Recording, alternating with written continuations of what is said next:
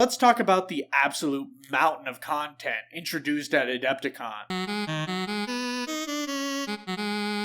Somebody's gotta pinch me, I must be dreaming. When I went to sleep, I woke up, there were so many new things that were revealed during Adepticon, a tabletop wargaming convention where a Warhammer 40k preview was shown, as well as streamed on Twitch, and I was snoozing on the couch in a food coma. Thank you for asking. Their presentation was mind-blowing for new fans and hopeful for new fans alike. So let's talk about the big changes that they're making and the brain-shattering reveals. So if you missed them like I did, here's everything summed up for you. First of all, let's talk about the biggest reveal and everything that comes with it. Warhammer is entering its 10th edition. With this, the gameplay is going to be overhauled to make the game have a much smaller barrier to entry, with it still keeping some of the deep complexities making the game enjoyable for new and old players, as well as trying to shrink the amount of time a normal 40k game takes. Things like stratagems being more streamlined, with more defensive and reactive ones being universal.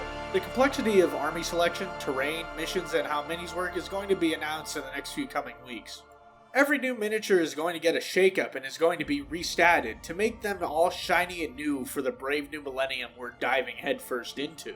With rules and units being rewritten, armies will hopefully feel new and refurbished. Oh yeah, also all the rules are going to be free online officially. No more taking your 2 or 3 books out when you want to play a game of 40k. Every datasheet, rule, and stratagem will be free for download online, so you can upload it straight to your head. Or they can be bought as cards, so you can put them in a nice little binder right next to your Yu-Gi-Oh! Or Pokemon cards that are your only retirement plan. The game rules are also changing, where you pick a faction, a warlord, and then a limit of 3 units per type, for most likely larger units, with the point limit still being enforced. Also, if you bought some of the new codex and haven't really played and don't plan to play until summer, all the codexes are being sunsetted. So it does kind of suck to be you. Beside the Arks of Omen, which are coming out with the 10th edition of the game and being dropped in the summer of this year, combat patrols are being used to make it so you can buy an easy preset army and use them to get into 40k, with them all being combined with one big price tag. Again, making it so the barrier of entry isn't as intimidating, allowing you to get minis and small forces. Space Marine Terminators have also been given updated models, with them looking all cool and new. Even Call could make the armor any better and improve upon them, with them being just normal models with no such thing as Primaris Terminators, with them being larger and more physically imposing than ever. Joke's on them, I'm at least 2 times larger than their minis anyways. Tyranids are also going to be getting refreshed resculpts, with things like Termagants and others being shown in a trailer with a big battle zone, with that being between Ultramarines and Tyranids. We've actually already seen these new models in the new Space Marine games. We saw them the whole time and didn't notice anything. Who knew that Space Marine 2 was going to be so entwined with 40k's main story? Beastmen are also getting introduced in 40k, with them being part of a Kill Team box. Not much is talked about their rules, but they generally look like fantasy beastmen and most likely play like them too, but with guns. The Leagues of Votann are also getting a good few models to fight the beastmen in a Kill Team box. And there's no way they would put the gunner from Deep Rock Galactic into 40k, because he's ugly and dumb and stupid. Oh my Emperor, he looks so good right now. How handsome. There was also something that was planned during the presentation, but didn't happen because it got leaked a few days early. Dante, the chapter master of the Blood Angels, is getting a new Primaris mini, with him showing up in somebody's mailbox randomly.